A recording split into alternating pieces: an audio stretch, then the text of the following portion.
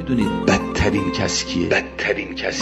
تو سوره کهف اومده هل ننبئکم بالاخسرین اعمالا. پیغمبر به مردم بگو که میخواید من شما رو خبر بدم به اون کسی که از همه خسارت کارتر و زیانبارتر هست اعمالش. الذین ضل سعیهم فی الحیات الدنیا، اون کسانی که کاراشون تو زندگی دنیوی همه باطله، همه گمراهیه، اما و هم یحسبون انهم یحسنون صنعا، خیال میکنن که خیلی هم آدم خوبیه، در این حال که خیلی هم آدم بدیه خودش خیال میکنه خیلی خوبه. اینجور آدما که تو جهل مرکبن اینا از همه بدترن، چون آدم خواب رو میشه بیدارش کرد، اما اینجور آدمایی که خودشونو به خواب زدن خودش یه توجیه کرده که هم بر خودش مشتبه شده دیگه.